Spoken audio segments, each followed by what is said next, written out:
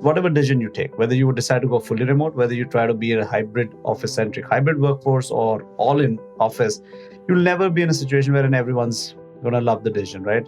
It's not a consensus-based decision, but the bigger challenge ends up being when you have not taken the company along in this journey on what are the reasons, what are the first principles against which you are making a decision on how, as a company, you want to operate.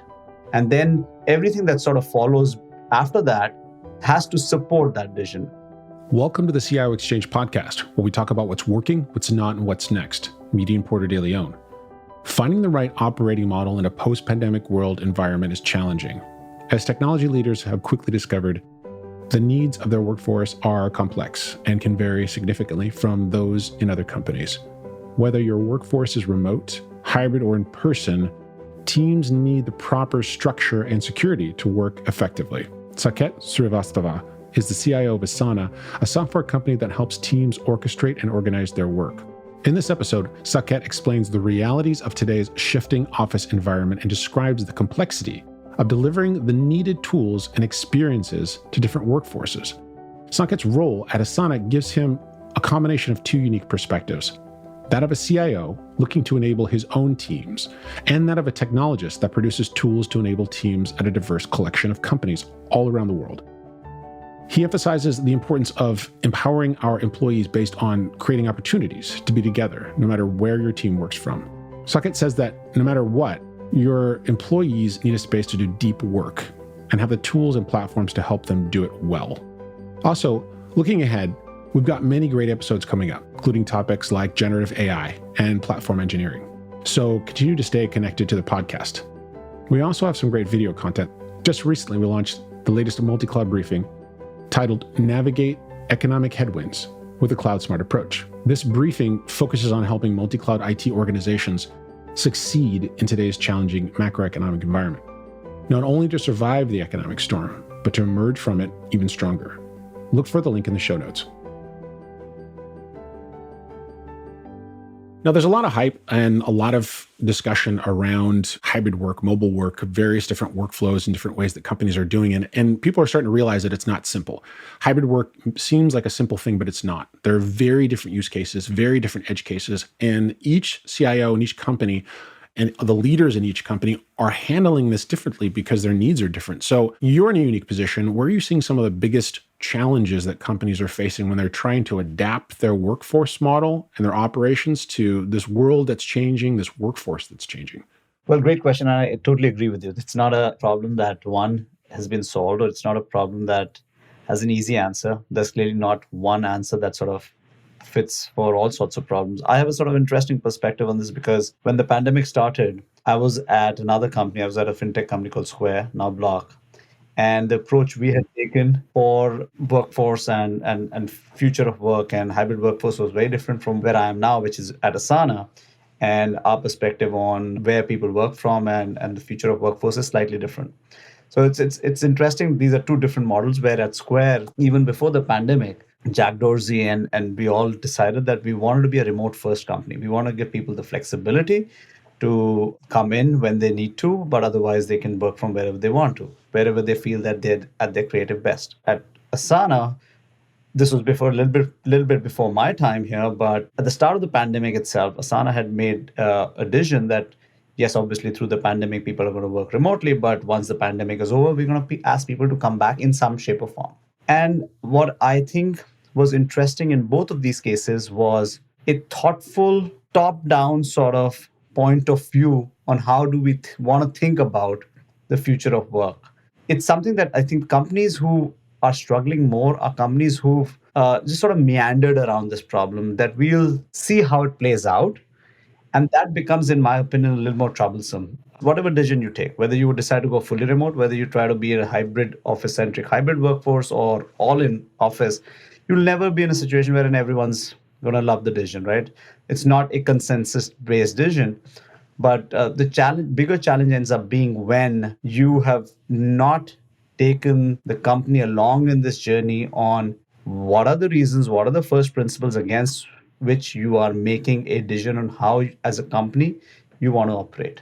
And then everything that sort of follows after that has to support that vision. And that could be hiring. If you decided to be sort of in and around your office and in an office centric hybrid environment, make sure that their hiring practices through the pandemic, make sure that candidates were being told that you've got to come back, right? At Square, we decided to sort of open up the talent pool and just hire people from all across the geography. So those are important considerations that result from that initial point of view of how do you want to think about that future of work. No, I think one of the key parts is that thoughtful approach and making sure that you find reasons why you're going to be doing each of these things, the whole who's it for and what's it for, and how do you know if it's working. I think that model really applies especially to this hybrid workforce. And I think a lot of individuals, especially technology leaders, have thought throughout the last 3 or 4 years, they feel like they've taken an approach of thoughtful organization, technology tools, but at the same time, they're starting to find some of these issues crop up. And so when you say, like, I'm sure everyone thinks they've got a great strategy or what's our hybrid work strategy, everyone can articulate that. But where do you feel like you're seeing some things getting missed? Yeah, the way I sort of think about this is it's important that one stays curious, one keeps their ear to the ground to listen what's working, what's not working. And when things are not working, it's totally fine to sort of acknowledge that and sort of work around what to do to kind of make it work. Technology can only take you so far. There's a whole lot of innovation that sort of cropped up even before the pandemic and obviously through the pandemic certainly helped. But that human connection is just so important that if you've been in a place wherein you've kept most of your workforce remote, it's still very important to find opportunities to get people together, right? So at Asana, what we've done is we have landed in this office centric hybrid environment where 3 days a week we ask people to come to work, and 2 days a week they can work remotely. And that model sort of works well for us. Sure, there are times wherein we feel that people could be more remote, people could be more in office. But I think just being curious and knowing where things are working, when things are not working, not thinking that there's technology is going to solve all of these problems. Yeah, no, and I think one thing that you put a fine point on is that human connection piece. And I think culture is one of the powerful engines by which things get done. And so the technology piece is one thing that can support your intent, support your strategy, but there's also a cultural technology that needs to be able to be developed to adapt to whatever actual physical technology that you're applying on there. And that's something that kind of emerges. What is that cultural, that curve of cultural technology where we build habits, we build culture, we build teams, we build relationships in certain ways. Then you start to see those cultural technology artifacts emerge. How are you looking at applying tools to make sure that human connection is as strong as it possibly can be, even when people aren't physically in the same space? We rely on some of the same tools that a lot of other companies rely on. We got video conferencing solutions, we've got instant messaging solutions like Slack and stuff as well. What we are really big on, even as a company that we focus on a lot, is how can we remove that digital friction for people. There's a whole lot of context switching that people are having to do these days. In fact, there's a study that we do at Asana, we call it Anatomy of Work. There's a survey, and the results of that were pretty interesting that in a day, an average employee works across 9+ applications or tools. So just imagine the kind of context switching that they're having to do, right? As a CIO, what's very important to me and my organization is how are we creating experiences for people wherein they can do their deep work when they need to do the deep work, and then provide them with tools and platforms to engage with teams and with people in the most productive way. And when tools can't cut it, can't meet your need, then you find opportunities for teams to come together. It's a combination of all of these options, really. Yeah, and I think there's something you just said that also that fascinates me, and I'll connect that with something you said previously, which is setting expectations. When you're hiring, you're creating a workflow around onboarding new people, that you're setting expectations and bringing them into this technology or the hybrid workforce culture in a way that's going to make them productive. Give me your approach for how you're ensuring that that development of that workforce is going to be capable of doing the context switching, moving from in-office to hybrid. Are there tools and process and training, sort of onboarding in place to start to fold people into the way that Asana, for example, operates as, a hybrid or mobile workforce, and how you pull people in to be able to be effective and be productive starting out, like in day one, they open their laptop and all of a sudden they've got a capability to start to remove some of that friction that you're talking about. Yeah, in fact, my onboarding with Asana happened when we were remote, in sort of in still with the realities of COVID. And what I found being done really well was that onboarding. In fact, even before the onboarding, right from the time the conversation starts as a candidate, we are very explicit about explaining, yes, we are a very thoughtful company, but this is what we expect. Once the pandemic is over, we would expect people to come. So there, that clarity is very helpful. It does not help to keep things vague and in a confused state for anyone. And so when the onboarding happens, it's clearly that we're through that onboarding journey, we're telling people how does the company work? Which are the ways that people work here? How do decisions get made? How do teams operate? And then we, as part of that onboarding, we surface up the tools and technology that will enable people to do deep work or collaborative work. All of that absolutely is something that we focus on through our onboarding journey as well. Yeah. And I imagine, like you said, technology is one of the pieces, but it's one of many, many pieces. So the onboarding is really important. So communication experience, but then there's also that employee experience once the tools are actually presented to them. What I'd love to dig a little bit deeper into your thoughts on how you're removing that friction once someone's onboarded. Yeah. That employee experience then becomes everything. As I mentioned earlier, there's a lot of energy and focus that has certainly gone in making this onboarding experience something that one learns and ramps up really fast, but also starts understanding the culture of the place just as quickly as well. And our product is something that we truly believe helps with creating an environment, a place where people can just do work. I look at Asana as a hub where people can focus on the work, they can create accountability, clarity for work. And then we've got a bunch of integrations across different tools that sort of bring their work in, all with the mindset of how do we reduce that context switching for people and be able to provide people a platform through which they can do deep work. So we obviously are dog fooding our own product through the onboarding journey as well. You like to say drink your own champagne.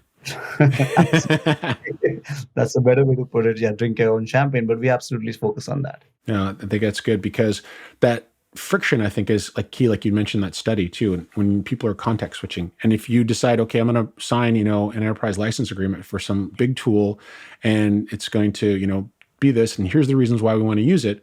Technology leaders also need to think about what's the cost of that. If I need to add something else, and there's going to be context switching, there's not the integration that's there, and maybe not the roadmap that I need, the integration to be pulled into whatever other tools I'm using.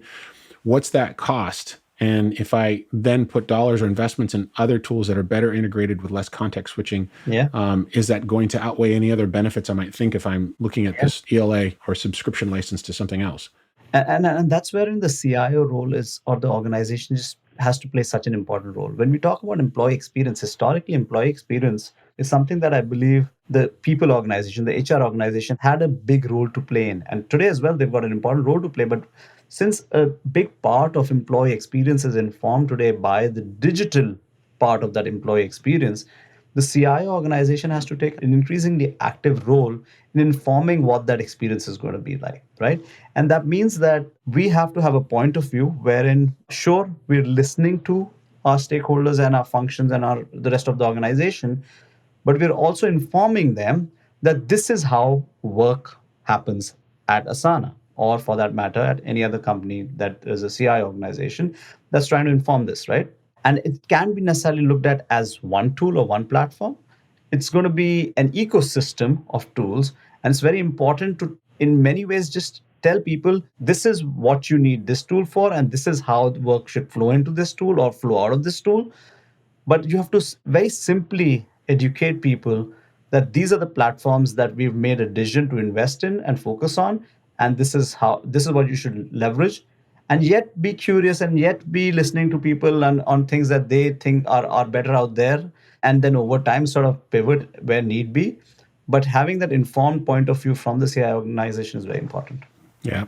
One thing that plays into this, I want to pivot a little bit in conversation too, is making sure that you're having this type of seamless, frictionless, or reducing the friction as much as you can in these experiences, while at the same time making sure that you've got a secure workforce. And we're not going to go super deep into security on this, but it's a key thing that, that keeps leaders up at night, and making sure that you, especially when information is coming in and out from the edge all the way back into, your cloud or your data center, whatever that is, that information is being treated well. And is that something that when companies are looking at that, they should be taking an approach of, well, we're not a security company, and we're going to make sure that we're leveraging the security capabilities of all the other vendors and service providers, how you're balancing those two of, I need to make sure I'm secure compliant, but at the same time, security is not the focus of my company, and I need to make sure that I get what I need from the vendors that I'm engaging with. If only we were in that simple world wherein we could say that security is not my problem. Or yes, the button that says secure, and you just click yes, and then it's secure. Yeah, interestingly, the way I think of security is everyone's problem, not just whether you're a security company or not, but not also about just if you're the CISO organization or not. It's for every employee in the organization to understand that they have a role to play in making sure that the company is secure. It's also not okay, to that point, for us in the CI organization to say that because we lean on a bunch of these SaaS providers and vendors, that it's their problem. We have to do our due diligence to make sure that they're secure, they're compliant, and all of that rigor needs to happen before the process of onboarding any of these vendors. So that due diligence is something that we absolutely need to own and do better at. What I think is very important is empowering the organization, the employee base, through frequent and creative ways of educating them on our security posture and what are things to look out for and what's good behavior and what's not good behavior. That is perhaps the most effective way to kind of make sure that you're staying on top of your game from a security standpoint. And then obviously as a security team, you've got to do your tabletop, your red team, blue team exercises and be at the top of your game. So those are some things that I and my organization do of, and I think everybody should be thinking of. The hardest part of security is making sure that people do the right thing. And it's tough making the right thing be the easy thing, because many people want to move fast and break things, as we do, in Silicon Valley. And that causes certain behaviors like, well, let me just go and grab this tool, or I'm using this with, this tool personally. Why don't I just go ahead and jump on, this other messaging tool or this file sharing tool, because the friction is less. And so you're competing in many cases with some really powerful tools. But I think you're in a special place where, Asana actually might be one of those tools that people like go to simply because I worked with that before. I think it's more seamless. It's more elegant. I've actually personally been in organizations where people have done that. They've kind of gone rogue. I'm using that tool instead of, this other tool just because it's more seamless. One of the big challenges is what's been called shadow IT in the past. And really it's just humans not behaving and not following what the guidance they've given. Like you said, this is how we work. Yeah. This is how we get things done. Yes, and that's a problem that we've seen in the past, and that's a problem that we continue to see quite a bit as well. But a few things that are important, right? We are the judge, the jury here. We are making a decision on your behalf. Sure, we have to have a point of view, but we've got to take the organization along in that journey. It's very important to stay close to your employee base, to your different cohorts that you partner with, so that they look at you as a partner and you can hear of some of the things that they're trying to do sooner rather than later. So there are fewer of those occurrences. There'll still be occurrences where people find fascination with some new shiny toy out there in the market that they want to try it out. But that's also where then you want support from policy. You want to make sure that you are putting in appropriate controls wherein you're further reducing any chances of tools being brought into the ecosystem without the right due diligence. You also don't want to always stop all of this. There has to be a level of federated decision making, and you perhaps need to start thinking of creating tiers or classifications wherein, hey, this is low risk. This is an area wherein you're not going to be sharing data or putting in meaningful, classified, secure data. And so this is low risk. And so we're going to make it easy for you. Let's still do the basic due diligence from an IT security standpoint, and then we'll let you go on your way. But these are systems of records wherein company sensitive data is going to be transacted or stored in. This absolutely requires us to kind of go through the entire process and the rigor. So those are a few ways I think you can limit some of this. But net, the closer you are to your partner organization, where it's a partnership of trust, wherein they believe that you're listening to them and you're trying to solve for their needs. People are not out there trying to go and do the wrong thing. It's just when they feel that they have less of a partner and more of a back office CIO organization that's just going to force things on them, that's where you see more of this shadow IT crop up. Yeah, when you're not thinking of that employee experience, you're not optimizing the experience. They're like, well, I'm just going to move somewhere else because this is just a terrible experience. I'm not being listened to. I don't feel heard. I mean, it's a classic sort of human behavior. But I think that the tiering thing that you mentioned too, which I think is critical.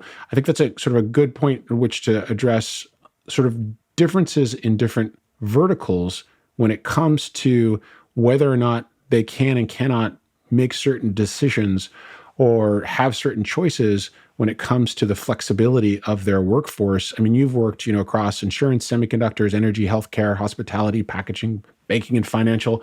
There's different levels of, like you say, different tiers of sensitive data, of regulation and compliance and operating models. Sometimes you need to be physically in a place. Sometimes you can be remote.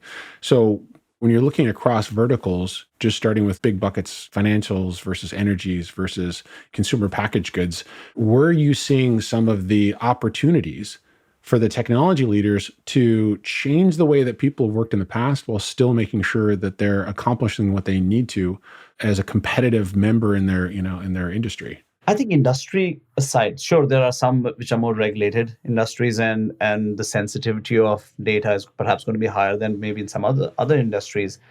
You got to be curious, you got to learn, you got to listen, you got to understand the business of the business, and then see how you can be that enabling function and not be looked at as that roadblock or someone that everyone's just seeing you come and then maybe pivoting and going elsewhere. They see you come down the hallway and they're like, "Oh, they just start walking the other direction." Who did I run into, right? That's the worst case scenario.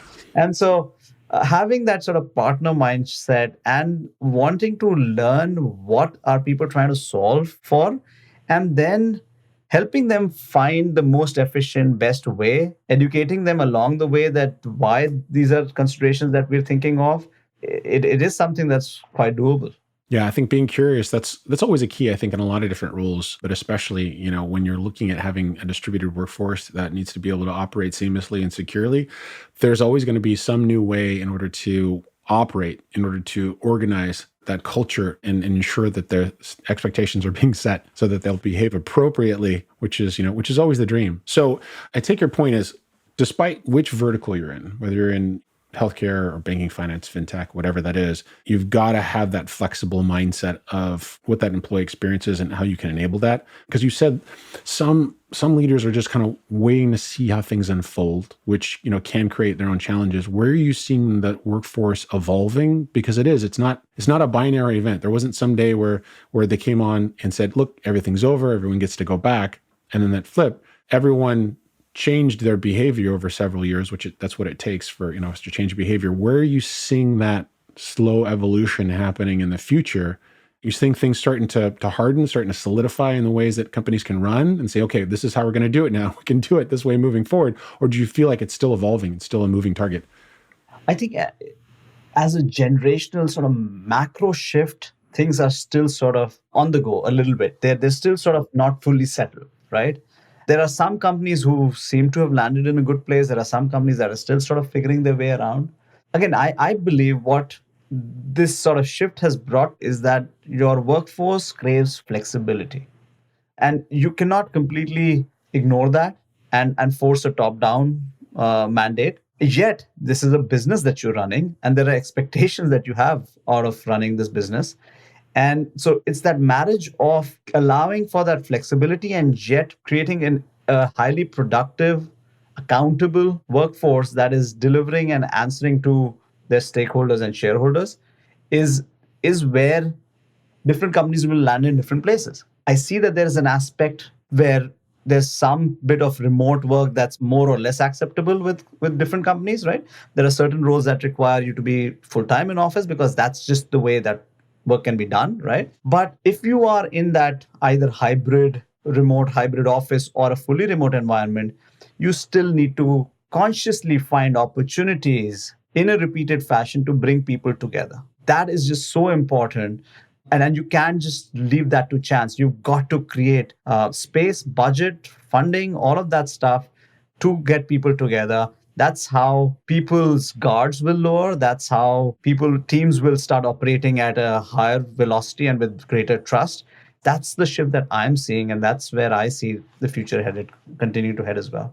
It's very organic. It's very, it's changing in different areas and different geographies. I think that the flexibility and curiosity that you're talking about is what I'm most interested in sort of exploring in that next phase of, how this hybrid work is evolving. And so I think that's a good transition for us to do this part of the show where we call Take It to the Board.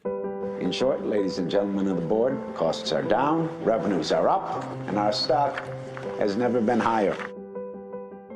And that's if you're having that board level conversation and you're with a board of directors and you've got the CIO or the CFO, you're sitting next to them, or you're on the Zoom call remotely, and you're trying to say, this is the reason why we need to have this sort of flexible strategy, then this is the reason why we shouldn't be having a top-down mandate.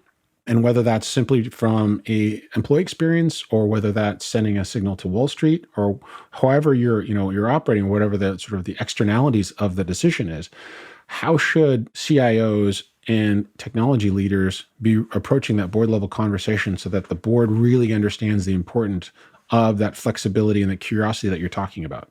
The good part is that everyone's gone through this journey at the same time. So there's some empathy in there. There's certainly a lot of empathy in this conversation. Also understanding that there's broad understanding that there's no one answer that works, right?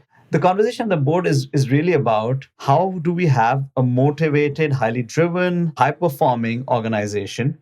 And for that, you've got to be sensitive to employee workforce needs as well. And you also need to make sure that the organization needs to be high performing. So there are certain expectations. Just sort of thinking about it from a shareholder, stakeholder perspective and how to kind of create a high performing team. I think that's what it really boils down to. So I actually don't even think that this is much of a conversation, at least in the board meetings that I'm in, because the companies that I have been over the last 3-4 years, we have landed in a place where we feel generally good about how we're approaching this. This is not a decision that you'll have 100% people and everyone on the board agreeing to fully, right? But this is an informed decision based on these principles, based on what we've heard from people. This is where we've landed. And you need to give it time. You need to give it time so that it plays out. Yes, you will continue to sort of keep listening and be curious about it, but it's not something that you can very quickly continue to pivot either. That's the way sort of I think about it. And I believe these are conversations that I would be surprised if there is still a constant with the board, because it's been 3 years that we've been navigating this now. Yeah, and they should have, realized what the situation is and been on board with the direction that you'll need to go as a company, and relying on you in many cases to ensure that ship is being steered appropriately. So, Saket, this has been really a great conversation too. I wanted to see if there's any place you're going to be speaking, any place online people can find you. Where can people, learn, hear, see more about you? When not working or spending time with family, both full-time jobs. LinkedIn, I'm fairly active on LinkedIn. That's the best way to kind of reach me. Excellent. This has been a fascinating conversation. I appreciate you joining the CIO Exchange podcast. All right. Thanks a lot, Jadine. Thank you for listening to this latest episode. Please consider subscribing to the show on Apple Podcasts, Spotify, or wherever you get your podcasts. And for more insights from technology leaders as well as global research on key topics, visit vmware.com/CIO.